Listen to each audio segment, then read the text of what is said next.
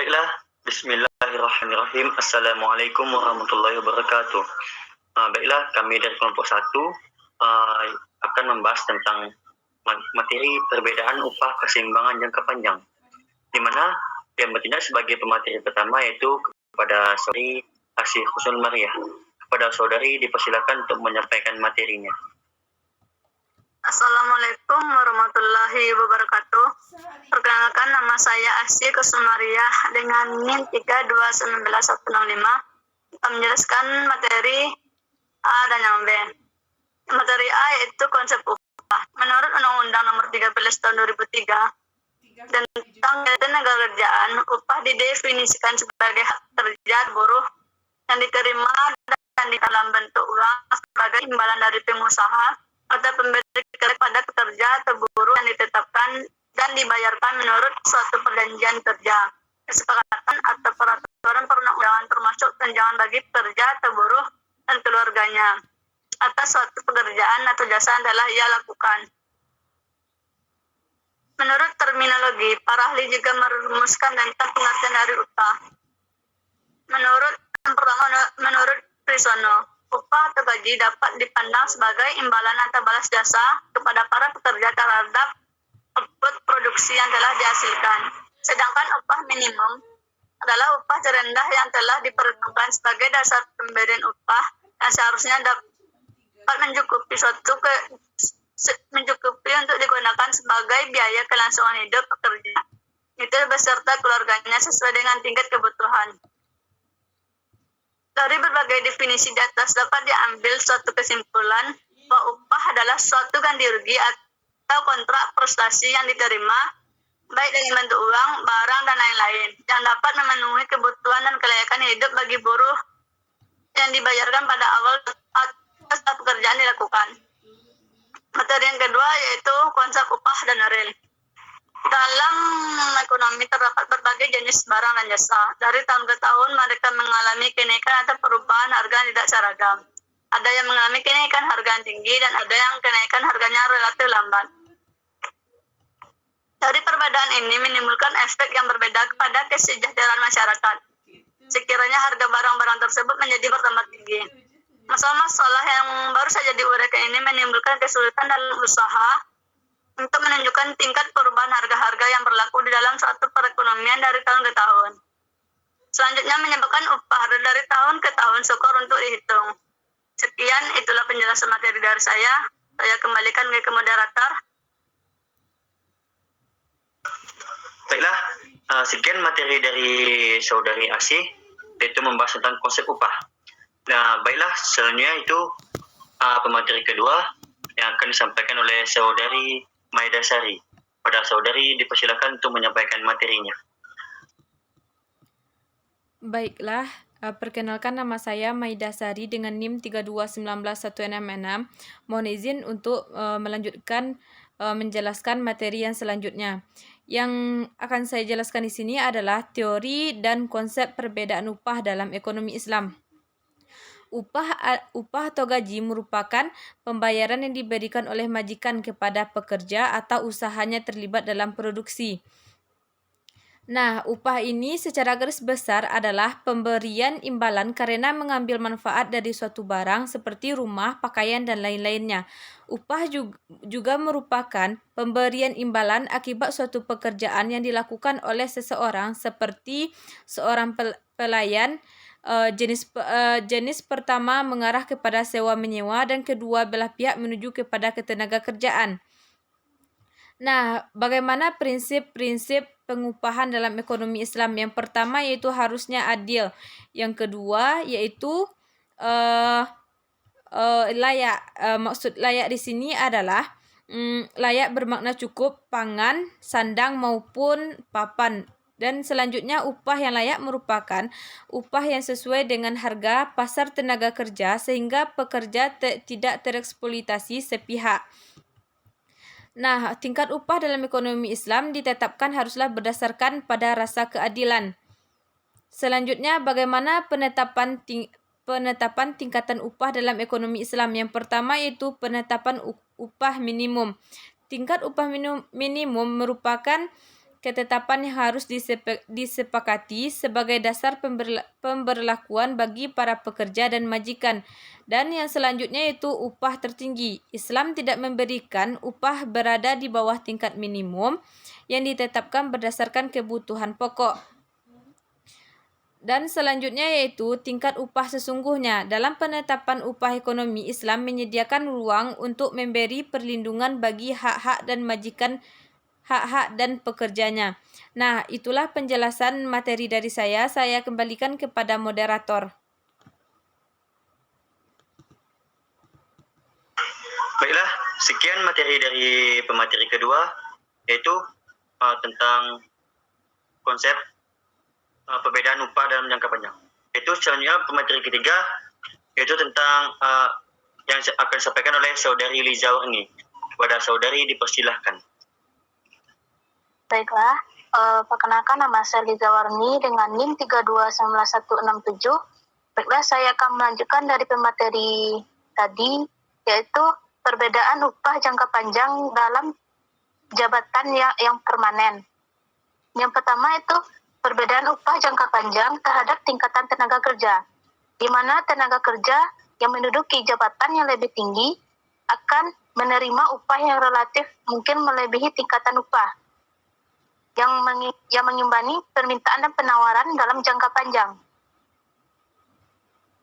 Dalam jangka panjang, persaingan sempurna akan mengakibatkan perbedaan tingkatan upah. Dalam keseimbangan jangka panjang, persaingan bebas akan melibatkan upah yang sama di setiap jenis jabatan. Adapun perbedaan upah jabatan akan terjadi oleh alasan sebagai berikut. Yang pertama, biaya untuk mendapatkan keahlian yang diperlukan untuk memasuki berbagai macam jabatan. Yang kedua, manusia berbeda-beda dalam tingkatan preferensi waktu inter mereka. Yang ketiga, aspek-aspek non-upah pada jabatan. Yang keempat, orang berbeda dalam penilaian mereka atau cita rasa mereka terhadap aspek-aspek non-upah. Yang kelima, jabatan berbeda sehubung dengan berbagai ragam penghasilan. Yang keenam, manusia sangat berbeda berdasarkan kesediaan mereka untuk menerima risiko. Jadi, tiap-tiap faktor itu mempengaruhi penyediaan tenaga kerja bagi satu jabatan dan meneliti pengaruh masing-masing dalam proses yang melandaskan asumsi pada sifat homogen tenaga kerja. Dan ada juga penghasilan upah komponen terdiri dari upah pokok, yaitu imbalan dasar yang dibayarkan kepada pekerja atau buruh. Yang kedua, tunjangan tetap, yaitu satu pembayaran yang teratur berkaitan dengan pekerjaan yang diberikan secara bertahap untuk pekerja atau buruh. Yang ketiga, tunjangan tidak tetap, yaitu suatu pembayaran langsung maupun tidak langsung berkaitan dengan bekerja atau buruh dan keluarganya diberikan. Adapun penghasilan bukan upah, yang pertama tunjangan hari raya, kedua fasilitas, ketiga bonus. Adapun faktor-faktor yang menimbulkan perbedaan upah, yang pertama itu perbedaan corak permintaan dan penawaran dalam berbagai jenis pekerjaan. Yang kedua, perbedaan dalam jenis-jenis pekerjaan. Yang ketiga, perbedaan kemampuan, keahlian, dan pendidikan. Keempat, terjadinya pertimbangan bukan keuangan dalam memilih pekerjaan. Yang ketiga, faktor geografis. Dan yang terakhir yaitu faktor institusional. Baiklah, itu yang dapat saya sampaikan. Saya kembalikan kepada moderator. Baiklah, sekian pemateri dari pemateri ketiga, yaitu Saudari Liza. Selanjutnya, pemateri yang selanjutnya itu kepada Saudari Anissa Frilia. Kepada Saudari dipersilakan untuk menyampaikan materinya.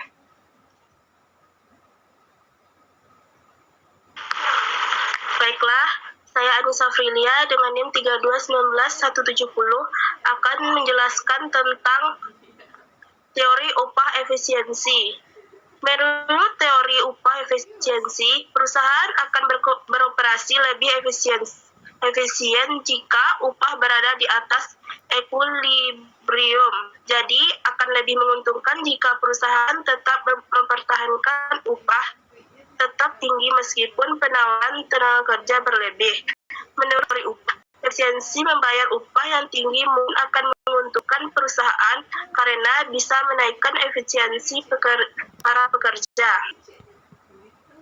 Ada beberapa jenis teori upah efisiensi yang dikembangkan oleh Gregory Mankiw untuk menjelaskan mengapa perusahaan mau membayar upah yang lebih tinggi kepada pekerja. Yang pertama yaitu kesehatan pekerja. Teori upah efisiensi yang berkaitan dengan kesehatan pekerja. Para pekerja yang memperoleh upah yang lebih tinggi dapat mengkonsumsi lebih banyak nutrisi dan dengan demikian akan lebih sehat dan lebih produktif. Dan yang kedua, perputaran pekerja. Jenis teori upah efisiensi ini menjelaskan hubungan antara upah dengan perputaran kerja. Yang ketiga yaitu kerja keras pekerja. Jenis teori upah efisiensi ini menjelaskan bagaimana keterkaitan antara upah dengan kerja keras pekerja. Yang keempat yaitu kualitas pekerja. Jenis teori ini yaitu menjelaskan bagaimana hubungan antara upah dengan kualitas pekerja. Saat merekrut tenaga kerja baru, sebuah perusahaan tidak bisa secara tepat mengukur kualitas daripada pekerja. Baiklah, hanya itu yang dapat saya sampaikan. Saya kembalikan kepada moderator. Baiklah, terima kasih kepada pemateri yang keempat yang telah menyampaikan materinya. Dan selanjutnya itu pemateri selanjutnya yang akan disampaikan oleh Saudari Hikmayanti Harahap. Kepada saudari dipersilakan untuk menyampaikan materinya. Baiklah, saya Hikmayanti Harahap dengan NIM 3219171 akan melanjutkan materi yang selanjutnya yaitu tentang perbedaan biaya untuk memperoleh keahlian. Jabatan berbeda menurut jumlah yang harus dikeluarkan oleh individu dalam memperoleh keahlian yang diperlukan untuk memegang suatu jabatan. Mari kita tinjau dua buah jabatan hipotesis untuk memasuki jabatan A, suatu jabatan keahlian, B, suatu jabatan yang tidak membutuhkan keahlian, tidak membutuhkan biaya latihan. Apabila jabatan-jabatan itu sama dalam aspek-aspek lainnya. Dan jika semua pekerja mempunyai citra rasa yang sama dan tingkat frekuensi waktu yang sama, maka fakta bahwa jabatan A membutuhkan suatu investasi modal tenaga kerja akan berakibat bagi pekerja menurut suatu premium upah agar dapat tertarik untuk memasuki jabatan A. Selama terdapat jumlah biaya investasi bagi pihak pekerja, maka ia tidak mendapat inisiatif berdasarkan asumsi kita untuk memasuki jabatan A. Jika sekitarnya jabatan itu tidak memberikan pembayaran upah yang baik daripada jabatan B. Gerakan orang dari jabatan B ke jabatan A akan terus berlangsung sampai rasio upah kembali ke W. Membiarkan setiap orang tidak peduli terhadap kedua jabatan itu dengan alasan yang sama, suatu kemerosotan pada upah relatif di bawah W akan mendorong orang meninggalkan jabatan keahlian A dan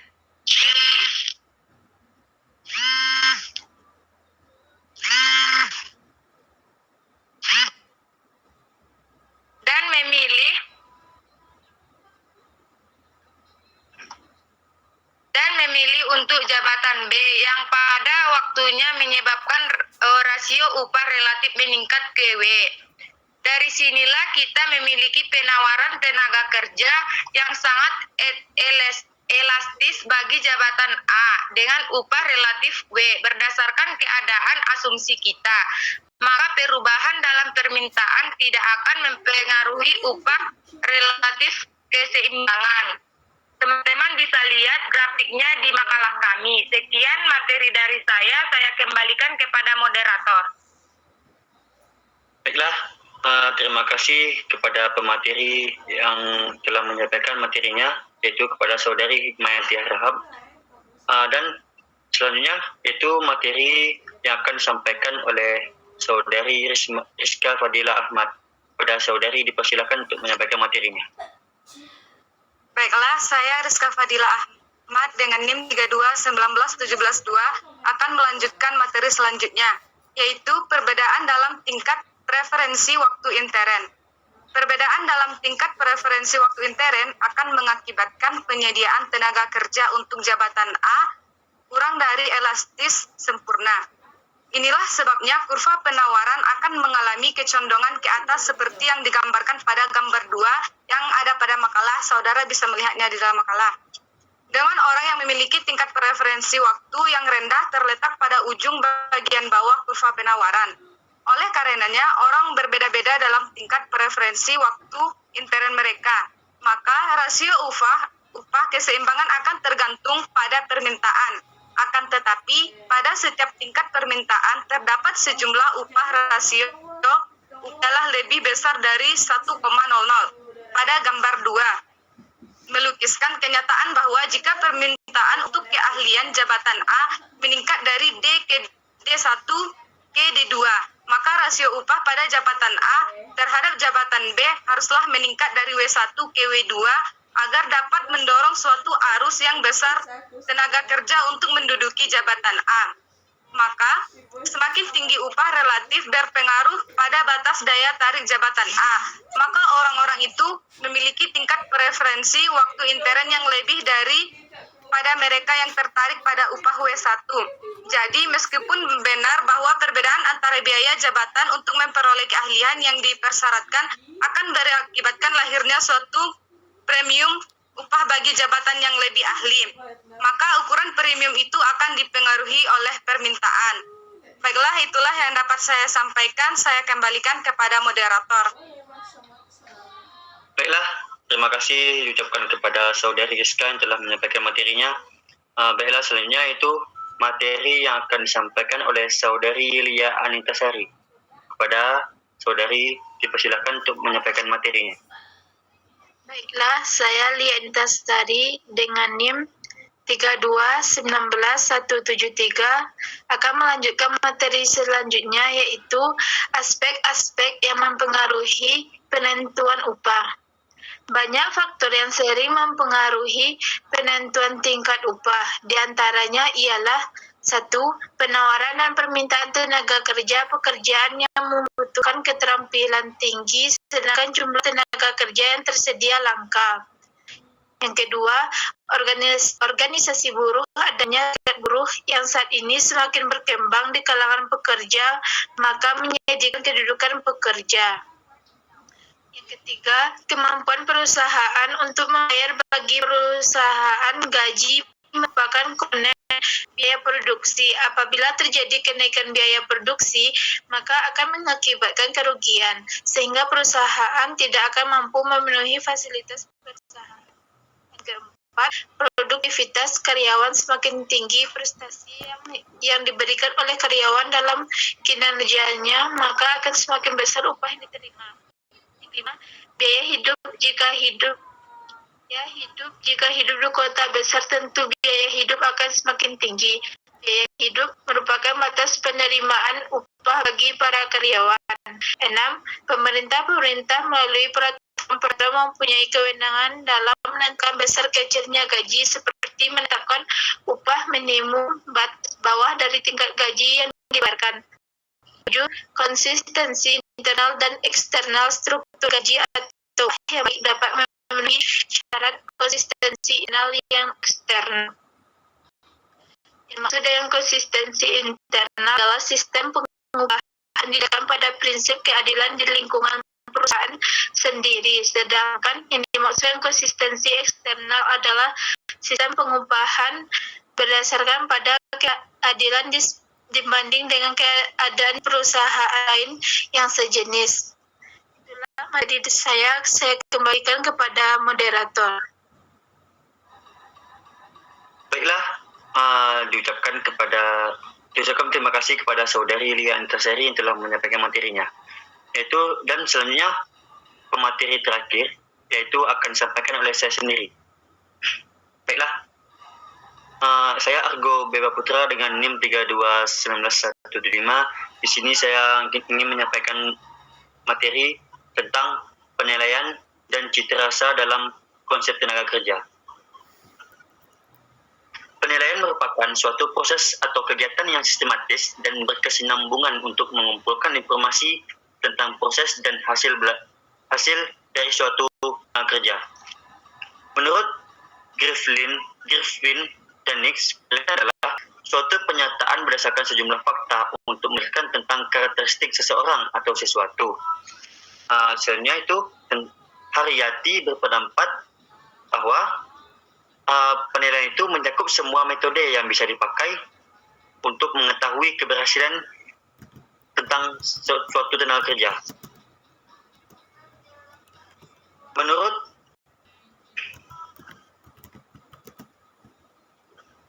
Arab Taylor, penilaian merupakan sebuah proses pengumpulan data untuk menentukan sejauh mana, dalam hal apa, dan bagian mana tujuan dari yang akan dicapai. Jika belum, dan bagaimana yang belumnya, dan apa sebabnya.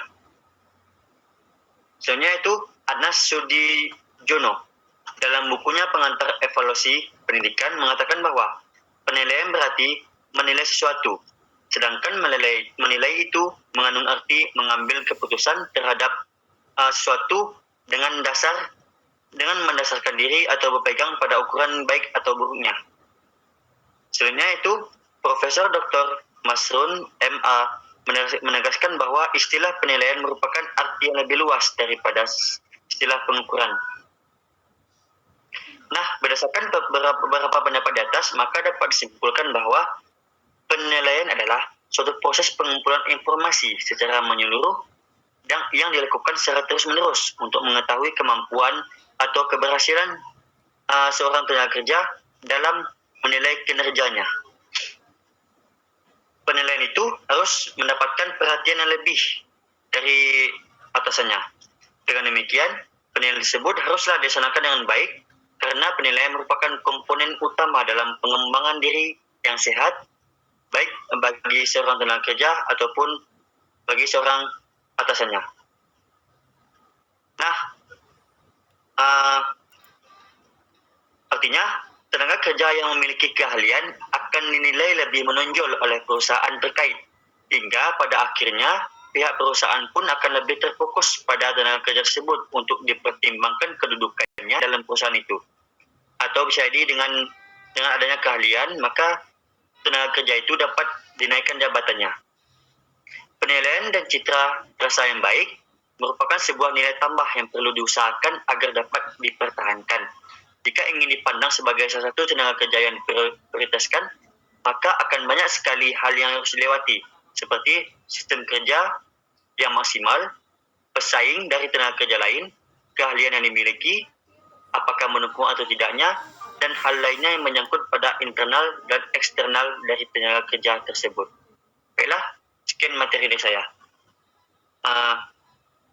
Dengan materi terakhir yang disampaikan oleh saya tadi, maka mengakhiri diskusi penyampaian materi dari kelompok kami.